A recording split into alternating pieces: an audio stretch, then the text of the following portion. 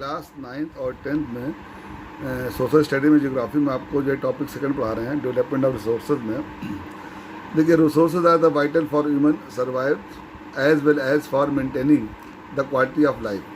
यानी कि रिसोर्स जो होते हैं वो मनुष्य की जो है ज़रूरतों को पूरा करने के साथ साथ जीवन की क्वालिटी को क्या करते हैं, मेंटेन करते हैं, उसकी लाइफ को भी कैसे मेंटेन करते हैं।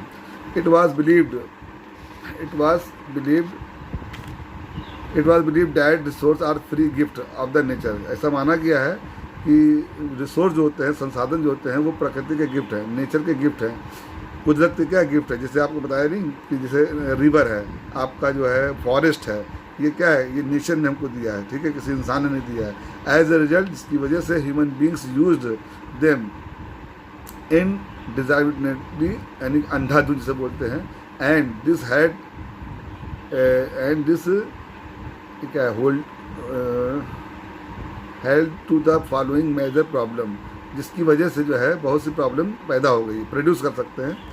एक तो क्या, depletion of the resource for satisfying the greed of few individuals, ठीक है, यानी कि बहुत से ग्रीड ऑफ फ्यू इंडिविजुअल, यानी लोगों ने अपनी निजी लालच के लिए क्या किया है, इसका अंधाधुंध उपयोग किया है। एकमुलेशन ऑफ द रिसोर्स, ठीक है, इन ए फ्यू हैंड, यानी कुछ लोगों के हाथ में ही जो है ये इकट्ठा हो गया है, यानी कि which in turn divided the society into 2 segment, ठीक है, दो भागों में जो है डिवाइड, यानी कि ये दो लोगों, यानी कि जो है समाज 2 लोगों में बढ़ गया है, सोसाइटी में 2 पार्ट बढ़ गई। जैसे that means have and have not, और रिच और पुअर, मतलब जिनके पास ज़मीन जायदाद है, ठीक है, तो वो तो हो गए पुअर, वो अमीर हो गए, ठीक है, जिनके पास नहीं वो क्या हो गए, गरीब हो गए। अब आ जाइए, indiscriminate exploitation of the resources, ठीक है, तो had lead to global ecological crisis. तो ये जो यानी कि जो है इसका जो हम लोग ने क्या कहते हैं, इसका जो यूज़ किया है, ठीक है, यानी कि अनियंत्रित तरीके से अनकंट्रोल जो यूज़ किया गया है, उसने बहुत सी प्रॉब्लम क्रिएट कर दी है। एक तो आपका जो इकोलॉजिकल क्राइसिस, पारिस्थितिक संकट, such as the global warming, ozone layer depletion और इन्वायरमेंटल पोल्यूशन। देखिए, ग्लोबल वार्मिंग क्या होती है और ओजोन लेयर डिप्लेशन क्या होती है और इन्वायरमेंट प्रॉब्लम क्या होती है, आपको समझा रहे हैं। ग्लोबल वार्मिंग क्या है, देखिए गर्मियों में, ठीक है, या जो सूरज से जो सन से हमें जो एनर्जी मिलती है वो अर्थ पर आती है। अर्थ जो होती है, अर्थ का जो अर्थ लेयर जो होती है, यानी जो ज़मीन हमारी होती है, उसको एब्जॉर्ब कर लेती है, ठीक है, और शाम के टाइम उसको क्या करती है, रिफ्लेक्ट करती है, यानी लौटाती है, ठीक है। एटमॉस्फेयर में कार्बन डाइऑक्साइड गैस और मोनोफ्लोरोकार्बन गैस, ये इन रेडिएशन को, इन जो हीट रेडिएशन है जो लौट रही है, उसको एटमॉस्फेयर में जाने नहीं देती है, बल्कि अर्थ सरफेस के ऊपर ही जो है इसको मंडलाती रहती है, जिससे गर्म हमारी जो है जो गर्मी बनी रहती है, इसी को हम ग्लोबल वार्मिंग कहते हैं, ठीक है। अब कार्बन डाइऑक्साइड और मोनोफ्लोरोकार्बन कैसे प्रोड्यूस होती है, तो हम लोग जो पेट्रोल डीजल वगैरह का जो यूज़ करते हैं, ठीक है, तो उससे जो है धुआं निकलता है, उसमें कार्बन डाइऑक्साइड गैस होती है। एसी वगैरह है या और भी ऐसी बहुत से कुछ जो कारखाने वगैरह हैं, उनसे धुआं निकलता है, उसमें जो मोनोफ्लोरोकार्बन होता है, ठीक है, ये सब क्या करते हैं, कासेस ऑफ द ग्लोबल वार्मिंग है। अब ओजोन लेयर, हमारे एटमॉस्फेयर में ओजोन गैस की लेयर बनी हुई है, ये नेचुरल है, ठीक है, और ये क्या करती हैं कि सनलाइट के 3 पार्ट होते हैं। 3 पार्ट में आपका एक पार्ट होता है अल्ट्रा वायलेट रे, उसको वो एब्जॉर्ब कर लेती हैं, क्योंकि अल्ट्रा वायलेट रे जो होती है हमारी स्किन कैंसर के लिए की वजह होती है, ठीक है। तो ओजोन लेयर को भी कार्बन डाइऑक्साइड गैस और जो आपकी जो मोनोफ्लोरोकार्बन गैस है उसको क्या करती है, वो उसको उसमें जो है होल कर दे रही है, ठीक है। अगर ये ज़्यादा होल हो जाएगा तो सनलाइट में जो हमारी अल्ट्रावायलेट रेज है वो नीचे आ जाएगी और उसमें में स्किन कैंसर की प्रॉब्लम हो सकती है।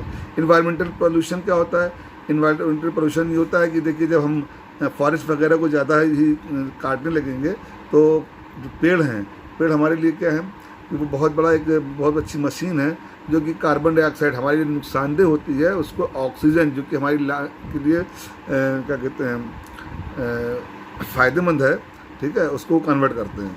तो ये इसको आपको सिर्फ पढ़ना है, ठीक है।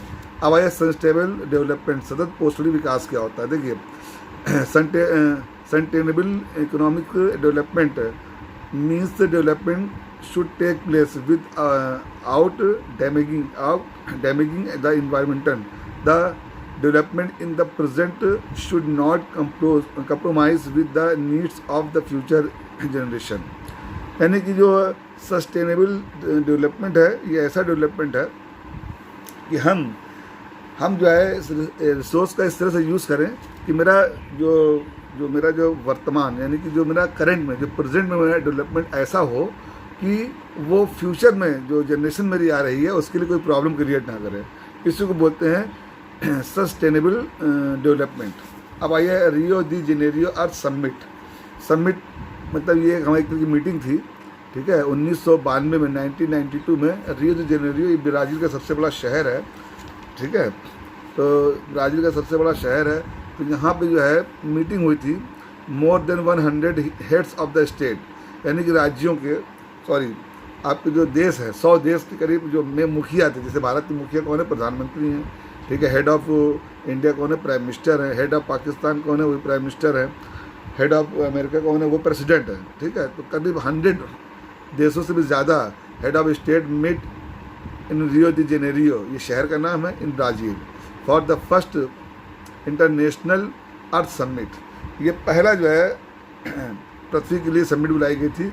The summit was convened for addressing urgent problem of the environmental protection, ठीक है, and socio economic development of the global level. मतलब ये मीटिंग बुलाई गई है कि देखिए आप एक बात समझ लीजिए, ओजोन लेयर जो है, ठीक है, अब ओजोन लेयर जो है उसमें जो होल हो रहा है ग्लोबल वार्मिंग है, ये किसी एक देश की वजह से नहीं हो रहा है। अब कहीं पे क्या है, अब जैसे मान लीजिए इंडिया में, ठीक है, इंडिया में जो है बहुत ज़्यादा क्या कहते हैं पेट्रोल उसका यूज़ हो रहा है, ठीक है, और अमेरिका वगैरह में क्या है एसी वगैरह का बहुत यूज़ होता है, ठीक है। तो इस तरीके से हर देश की अपनी, कोई देश कार्बन डाइऑक्साइड ज़्यादा प्रोड्यूस कर रहा है, कोई देश जो है वो मोनोफ्लोरोकार्बन ज़्यादा प्रोड्यूस कर रहा है। तो इस सभी देश की वजह से ओजोन लेयर में खतरा पैदा हो गया है, ठीक है। ये सभी देश की वजह से ग्लोबल वार्मिंग की ये प्रॉब्लम क्रिएट हो रही है। इसलिए सभी देशों ने मिल करके एक मीटिंग की और ये इस मीटिंग में ये बात हुई कि किस तरीके से हमको इन्वायरमेंटल प्रोटेक्शन करना है, ठीक है, यानी कि हमें जो है पर्यावरण यानी जो हमारे इन्वायरमेंटल की जो उसको रोकना कैसे है और इकोनॉमिक डेवलपमेंट को कैसे बढ़ाना है। द असेंबल्ड लीडर जो नेता इकट्ठे हुए थे sign the declaration of the global climate. तो ग्लोबल क्लाइमेट जो चेंजिंग आ रही है उस पर उन्होंने एक क्या कहते हैं आपका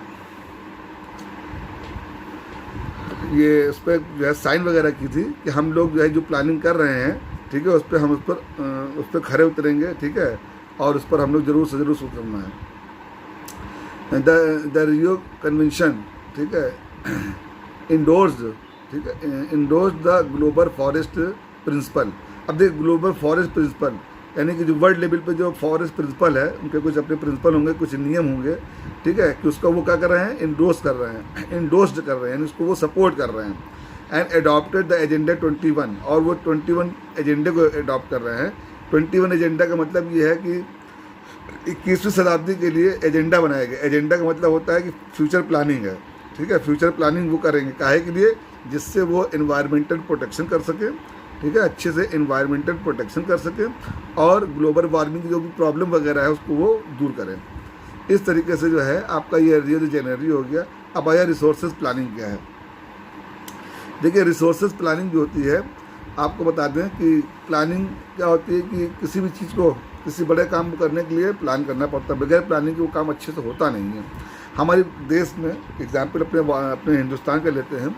हमारे यहाँ जो है क्या है कि कुछ राज्यों में, कुछ स्टेट में जो है जो रिसोर्सेज हैं, जैसे अरुणाचल प्रदेश है, वहाँ जो वाटर रिसोर्सेज बहुत ज़्यादा है, लेकिन बेसिकली जो हमारी डेवलपमेंट है वहाँ वाटर से होनी चाहिए वो उतनी नहीं हुई है।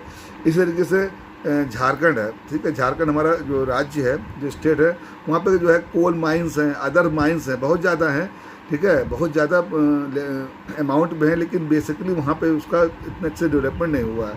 इस तरह से राजस्थान वगैरह में जो है हमारे पास बहुत से रिसोर्सेस हैं, ठीक है, इससे वहाँ पे हीट बहुत ज़्यादा खुले मैदान हैं और हीट वगैरह जो है क्या कहते हैं वहाँ का टेम्परेचर ज़्यादा होता है, तो वहाँ पे जो है सोलर सिस्टम हम लोग नहीं प्लान कर पा रहे हैं, ठीक है, कि वहाँ जो है सोलर एनर्जी को हम इलेक्ट्रिक एनर्जी में बाई या सोलर सेल या सोलर पैनल से हम उसको कन्वर्ट कर सकें। तो इस तरह की प्लानिंग हमें करनी है कि पूरे देश में जो नॉन सिमिलरिटीज़ है, मतलब सिमिलरिटी जो कहीं ज़्यादा रिसोर्स की कहीं कम है, हम ऐसा प्लान करें कि ज़्यादा वाले और कम वाले सबका जो है बेसिकली जो है क्या डेवलपमेंट हो, ठीक है। उसके लिए गवर्नमेंट जो है कुछ पॉइंट तैयार करती है, इसको आप पढ़ लेंगे। फिर उसके बाद गवर्नमेंट जैसे कुछ प्लान तैयार करती है। इस प्लान में जो है 3 बातें हैं, फर्स्ट, सेकंड, थर्ड, ठीक है। तो देखिए, जब कोई चीज़ प्लान करेंगे कि हमें किसी स्कूल में अच्छा रिजल्ट निकालना 100%, तो हम ये प्लान करेंगे सबसे पहले कि बच्चे कौन से, उनका टेस्ट ले करके देखते हैं कौन बच्चा कमज़ोर है कौन तेज़ है। जो कमज़ोर है उसको उस हिसाब से मेहनत करते हैं, जिसकी उम्मीद होती है कि फेल हो सकता है उस पर हम ज़्यादा मेहनत करते हैं। इस तरह से हम कुछ पॉइंट वगैरह बना लेते हैं ये फ्यूचर प्लान करने के लिए कि बच्चों का रिजल्ट अच्छा है, ठीक है। तो रिसोर्स की पूरे हमें जो है कहीं हमारे इंडिया में कहीं पे रिसोर्स ज़्यादा है कहीं कम है, ठीक है। इसको जो है मतलब सब जगह हमारा बेसिकली जो है डेवलपमेंट हो जाए, बेसिकली डेवलपमेंट हर जगह हमारा हो जाए, ठीक है। इसके लिए वो प्लानिंग करते हैं। पहला पॉइंट होता है कि इसमें आपका जो है resource planning is a complex process है, ठीक है। इन्वॉल्व, पहला पॉइंट ये है आपका, ठीक है। पहला पॉइंट यहाँ पे लिख दें आप, देखिए, identification and inventory of resource across the region of the country, ठीक है। हमारे देश में कहाँ कहाँ पे जो है रिसोर्सेज कैसे हैं, ठीक है, उसका ये एक चार्ट बना लेते हैं। This involves surveying, mapping and qualitative, उनकी क्या क्वालिटी है उन रिसोर्सेज की, उनको एक मैपिंग कर लेते हैं। And quantification and quantitative estimation, और हम ये अंदाज़ा लगाते हैं। And measurement of the source की कितनी मात्रा में जो है कितने अमाउंट में रिसोर्स है वहाँ। उसका involving planning structure indoor with the appropriate technology, skill and institutional setup for implementing. मतलब हम लोग ये देखते हैं कि हमें वहाँ पे जो है किस टेक्नोलॉजी का यूज़ करना है। स्किल का मतलब है कि हमें ऐसे जो कुशल व्यक्ति यानी जो अच्छे से जानकार इंजीनियर वगैरह हैं, ठीक है, उनको हमें सेट करना है, और इस तरह से जो है हम उसका वहाँ पे यूज़ कर सकते हैं। थर्ड पॉइंट है matching the resource development plans. देखिए, रिसोर्स डेवलप प्लान को हमें जो है ये इसको जो है with the overall national development plan, मतलब हमें ये मैच करना है कि हमारा जो रिसोर्स डेवलपमेंट ऐसा हो कि पूरे नेशनल का हमारा क्या हो, पूरे नेशनल डेवलपमेंट का जो है वो क्या कहते हैं उसका डेवलपमेंट हो, ठीक है। इंडिया हैज़ मेड, इसको आप पढ़ लीजिएगा। अब आया कंजर्वेशन ऑफ द रिसोर्सेज। देखिए, जब कोई चीज़ जो है उपहार दी जाती है, आपको उपहार मिलता है तो उसको आप क्या करते हैं, उसको सोचते हैं ये कोई खो ना जाए, कोई चुरा ना ले, ठीक है। तो उसका जो है आप यूज़ काफ़ी दिनों तक कर सकें। इस तरह से जैसे नदियाँ होती हैं, ठीक है, नदियों के किनारे मोरंग वगैरह का जो है काफ़ी ज़्यादा अमाउंट होता है, और जो जंगल है उस पर जो लकड़ी बड़ी कीमती होती हैं। तो बहुत से हमारे जो ऐसे लोग होते हैं वो क्या करते हैं, अपने फ़ायदे के लिए वो जानवरों का शिकार करते हैं, वो पेड़ पौधों को काटते हैं, और अवैध खनन यानी कि वो मोरंग वगैरह या कोयला है या इस तरह से जो ये सब जो है राष्ट्र की चीज़, ये सब जो है राष्ट्रीय यानी नेशनल थिंग है, ठीक है। तो बगैर सरकार की इजाज़त से ये काम करते हैं। तो इस वजह से जो है कुछ लोगों के पास रिसोर्सेज ज़्यादा चला जा रहा है, कुछ लोगों के पास बिल्कुल नहीं है। इसी तरह से आप ऐसे समझ सकते हैं कि देखिए हमारे समाज में, हमारी सोसाइटी में क्या है, बहुत से लोग ऐसे इनको बहुत ज़मीन है। ये तो अब तो खैर तेरी बेचारे वो खरीद के ले रहे हैं, लेकिन पहले जो था कि हड़प लिया और क्या कहते हैं मज़दूरों की ज़मीन छीन ली, और मज़दूरों के पास जब ज़मीन रही नहीं और उनके पास यानी रिसोर्सेज कम हो गए, और जिन्होंने छीनी ज़मीन उनके पास रिसोर्सेज ज़्यादा हो गए।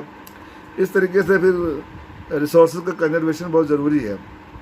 गांधी जी ने कहा, इसको इस तरह से बयान किया है, एक्सप्रेस हिज वरीड, अपनी चिंता को, on the conservation of resources. This word we have a lot of to satisfying the people's desire.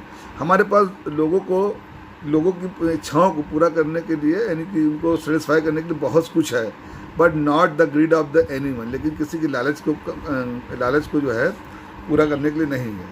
इसका मतलब ये we have a lot of to fill stomach, पेट भरने के लिए हमारे बहुत कुछ है, but not to fill the box, पेट ही भरने के लिए नहीं, ठीक है। तो इस तरह से हम उसको यूज़ करें कि सब लोग का पेट भर जाए। ऐसा ना हो कि बहुतों का पेट ना भरे लेकिन बहुत कुछ की पेट ही भर जाए, यानी कि इतना ज़्यादा अमीर हो जाए कि वो फिर क्या कहते हैं अनबैलेंस जो है सिचुएशन आ जाती है, ठीक है। इस तरीके से उसको आप पढ़ सकते हैं। पेज नंबर आपका जो है 4 हो गया। अब आ जाइए पेज नंबर 5 पे। पेज नंबर 5 पे भी देखिए आपका जो नोट है ये बहुत कैसे पढ़ना है आपको। इसमें जो है कुछ बुक्स, 2 बुक्स के नाम हैं, ठीक है। इस बुक्स का राइटर कौन है, ये बुक कौन सी है, और उसके बाद ये किसने क्या किया है, इसको आप पढ़ेंगे, ठीक है। आइए हम आपको बता भी दे रहे हैं कि 1968 the club of the Rome, club of the Rome एक तरह का जो है आपकी एक आपकी जो है कमेटी है, एडवोकेटेड, यानी कि उन्होंने एक जो है वकालत की है रिसोर्स कंजर्वेशन की वकालत की है कि किस तरीके से हम रिसोर्स को कंजर्व कर सकते हैं, ठीक है। In arrange manner on the international level उसको कैसे अरेंज कर सकते हैं सब सिक्वेंटली। इसके बाद Gandhi ji philosophy was once again presented by the Schumacher हमारे कोई व्यक्ति हैं, ठीक है। इन्होंने अपनी बुक स्मॉल एंड ब्यूटीफुल, ये बुक का नाम है, उन्होंने गांधी जी की जो है वो गांधी जी की फिलॉसफी को उन्होंने क्या किया, दोबारा उस पर जो है लिखा। The sentimental constitution with respect to resource conservation at the global level was made by the brutal commission report. देखिए ब्रूटल लैंड भी क्या एक व्यक्ति हैं, और कमीशन क्या होता है, आयोग, ठीक है। कमीशन आयोग होता है, आयोग 4-5 लोगों का जो एक ग्रुप होता है जो कि रिपोर्ट दे रहा है कि वर्ल्ड लेवल पर हम क्या कहते हैं आपका रिसोर्स को जो है किस तरह से हम कंजर्व कर सकते हैं। This report introduce the concept of the sustainable development, ठीक है। उसने इस रिपोर्ट ने बताया है कि हम सस्टेनेबल डेवलपमेंट किस तरीके कर सकते हैं, कि ऐसा करें हम, क्योंकि आप ये पीछे पढ़ चुके हैं। सस्टेनेबल डिस्प्लेसमेंट, ये ऐसा डिस्प्लेसमेंट होता है, ऐसा डेवलपमेंट होता है कि हम अपना फ्यूचर को इस तरह से डेवलप करें कि मेरा जो प्रेजेंट को ऐसे हम अपना डेवलप करें कि फ्यूचर पर कोई इफेक्ट ना पड़े। अब इतना ज़्यादा भी हम जो है डेवलप ना करें, फैक्ट्री लगा दें शहरों में, ठीक है, कि लोगों को जो है रोज़गार मिल जा रहा है, लेकिन जो है पेड़ पौधे कट जा रहे हैं, और जो है आने वाले लोगों के लिए पेड़ पौधों की कमी हो जाएगी, और उनको फिर जो है शुद्ध हवा वगैरह नहीं मिल पाएगी, तो दिक्कत होगी। एजेंडा 21 के बारे में बताया था हमने कि जो रियो द जेनेरियो में जो मीटिंग हुई थी उसमें किन बातों को जो है ये फ्यूचर प्लानिंग की गई है, वो एजेंडा 21 इसको आप पढ़ेंगे। उसके बाद आप ऑब्जेक्टिव और वेरी शॉर्ट क्वेश्चन लगाइएगा, ठीक है, और उसको आप वेरी शॉर्ट और ऑब्जेक्टिव को कॉपी में लगाना है। जो लाइन जो मीनिंग ना समझ में उसको आप अंडरलाइन कर लीजिए, किससे पूछना वो आपको बता देंगे।